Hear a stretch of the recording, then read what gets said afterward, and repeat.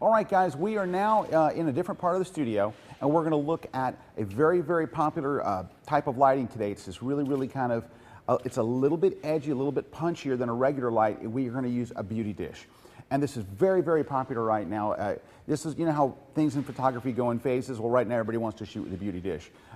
Ring flashes and beauty dishes are really kind of one of the big things right now. And we have a beauty dish here on the set. I want to show you what a beauty dish is, why it works so well. So here's it is. You're going to use a regular strobe head, all right? So you're just going to take whatever strobe head you have. And a number of companies make these beauty dishes. What it is, it's kind of this big aluminum pan. All right, so picture like a regular reflector, and now it's a really big reflector. But if you can look inside here and see, the bulb actually hits this little dish, for lack of a better term. It hits this little silver bowl, and then it spreads the light and it comes down. And it's much edgier. Now, there's two different ways to use this. If I'm shooting a beauty dish with guys, and yes, we shoot guys all the time. In fact, we have one in the series where we're using this. It's the most edgy without anything in front of it. Just let the light flow just like it is. However, for about 20 bucks more, you can buy one of these things. And this is basically a sock that fits over. It's a diffusion sock. It fits over the whole thing. And this just adds some diffusion. So you can just take a look at the material and think, okay, so we're firing this flash to something that's going to make it softer. And it does. It takes a little of the edge off.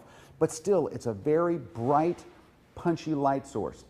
And there's not much else to this particular look. It's just the attachment that's on here, it does the work for you. You can choose to shoot some with it on and some with it off. The only problem with this is the positioning of the light. The positioning of the light usually goes directly in front of your subject, right in front of them, and aimed down at a 45-degree angle, and we put it a foot or two above their head. Now, you can also sometimes even get it really lower to where it's just out of the frame. So what we're going to do is we're going to use two things together. We're going to use this beauty dish.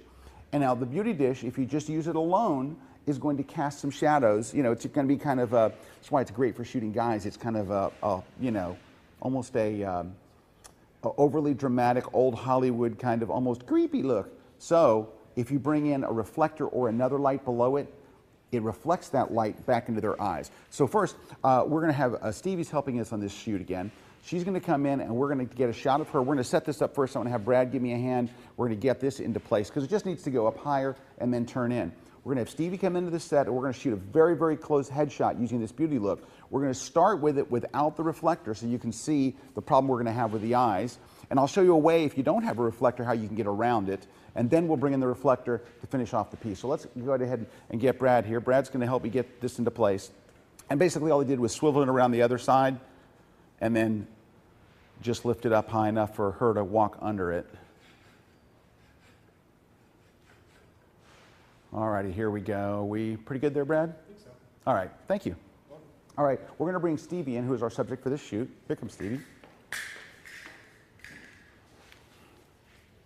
Now, in this case, because look how close the strobe is to her, I mean, it's right on her. So I have powered this thing all the way down. The lowest power this will go is a setting of 1.5. It's all the way down. So I really can't even change the power to go any lower. I can only change the power to go higher.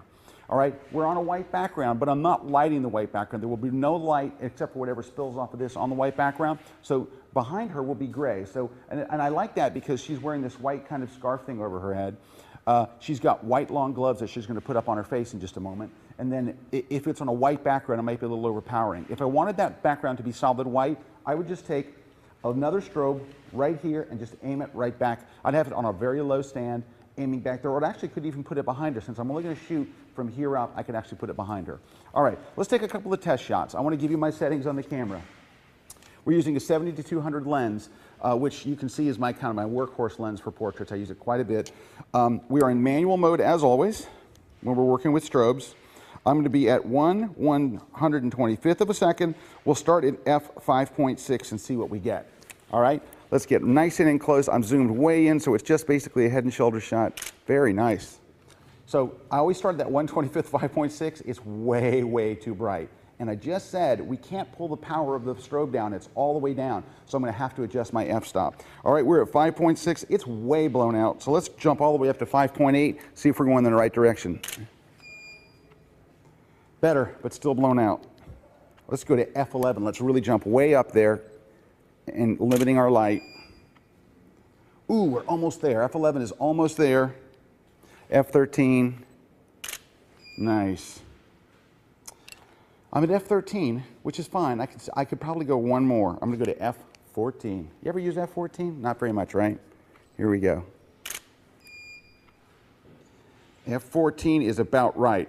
Now, I'm going to have you look straight towards me. Don't look up and just look straight. And I kind of want you to see what the problem's going to be. Thank you. I can already see it just looking through here. When she looks straight at the camera, it's dark under the eyes. You can really see the light's not really getting in there. So Stevie, if you will, just look up a little bit towards the camera. I want you to see the difference this is going to make. I mean, not towards the camera. Look up a little towards the light. Just tipping your head up a little bit. Night and day. It's so good, I don't know if we really need to put a reflector in, but if you really want to make sure there's enough light in there, a lot of light in there, we can just add a reflector. Now, in this case, I'm having Stevie actually hold her hands up on her face.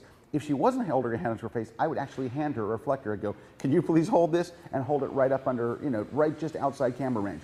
Well, since she's using both of her hands, I'm going to have to bring in just a reflector on a stand. We have a little stand with 2 clips. That stand works pretty well when you want to just put it sideways besides. But to make the thing hold out like this, you're going to need 2 stands. So we have, Brad's bringing in here and Dwayne's helping him, bringing in the reflector. We're using a silver reflector because we're inside in studio. And you see the clip is holding this one, but it's just not going to hold it out straight like that. It's not like a gymnast. It would fall right down. So when Dwayne put this other one up there, and you see how it's kind of positioned right where she's at now. Let's take the same shot. Let's get in here nice and tight and see how this looks. Man, there is lots of light in there now, but it looks really good. It actually did affect the exposure a little bit because I had pretty much stopped the whole clipping thing, right? I had a little bit of clipping in the light. Bringing that in, now there's more light there, so there's a tiny little bit of clipping. Let's take another shot. Very nice, that looks great. You know what? There is a tiny little bit of clipping. I don't know if I really want to change the exposure because the exposure looks right. So how am I going to get that clipping back? Well, we would get that back in retouching. Inside of Lightroom or Photoshop's Camera Raw, we would use the recovery slider because it's so slight, I know I can bring it back. If it's just a little bit of clipping, I know I can fix it. Now you're probably thinking, shouldn't you fix it here on the set? I could, but my exposure is going to start getting darker. And I think my exposure is pretty good about where it's at, so I don't really want to mess with that. So that's how we're going to use the Beauty Dish.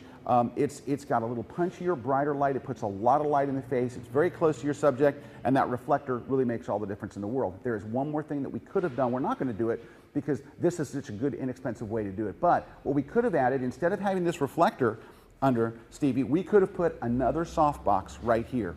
We could have put a softbox aiming up at an angle, and that would bring up more light. And that way you can control the light. The problem is, if this is at 1.5, it's already at the lowest power I can go. If I put another one here, it's also going to be at the lowest power it can go. And once it's gone as low as it can go, I would have to change my exposure. So, you know what, honestly, this is a very inexpensive and easy way to get a really great look for this kind of a beauty style setup.